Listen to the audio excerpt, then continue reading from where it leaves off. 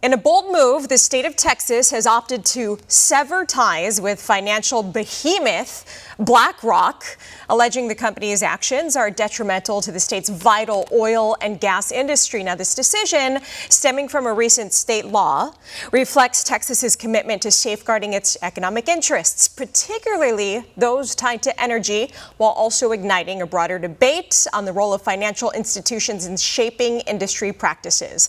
Let's talk more about this with Jason Isaac, CEO and founder of the American Energy Institute and former Texas representative. Jason, good to see you. Thanks for being here. It's great to be on. Thanks for having me. So you had a role in sponsoring the original anti-ESG bill, Senate Bill 13. And just for our viewers at home, ESG stands for environmental, social, and governance. So basically, it's a framework used by investors to evaluate companies based on how a company affects the planet, treats people, and is managed. Many experts say it's a scam. So Jason, back to my question. What's your take on Texas's latest move against BlackRock?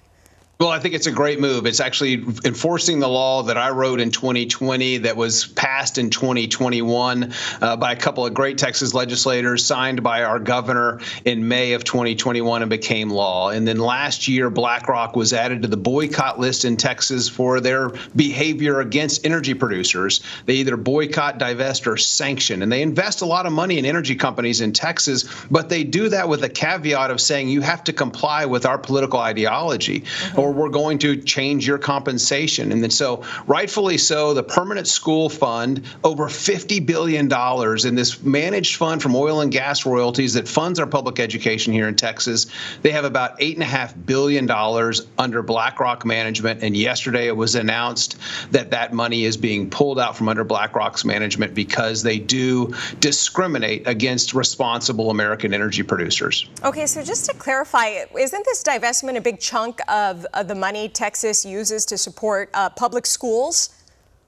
Yes, and it does. And we're just going to change managers of that money and actually put it with companies that aren't going to be acting against the best interest of employees of energy companies here in Texas and really the best interest of Texans. Our economy is dependent significantly on the production of oil and gas and getting that oil and gas around the world to lift the last few billion people on this planet out of poverty. And we should be producing a lot more of it. Got it. Okay, so how do you foresee this action, now influencing the future dynamics between financial institutions like BlackRock and states like Texas, especially in the ongoing debate over the role of big finance in shaping energy policies?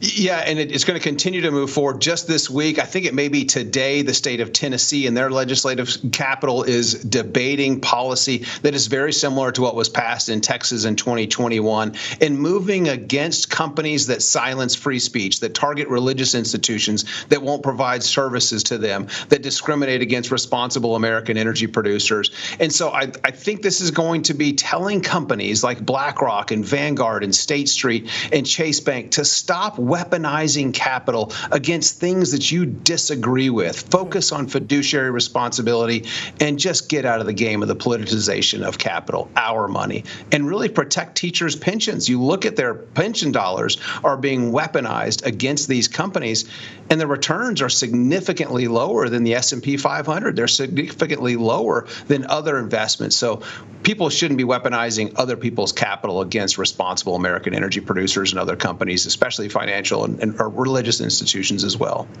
All right, thanks for your insight today. Congratulations on the win. Jason Isaac, appreciate your time. Thank you. Of course. For all our viewers asking where One America News is heading in the future, we would like to introduce you to OAN Live. OAN Live is the best way to stay up to date on all of the hard-hitting, straight-shooting, national and international headlines. And the best part is, OAN Live is only $4.99 per month. All the credible, honest, unbiased reporting One America News offers at a fraction of the cost of cable.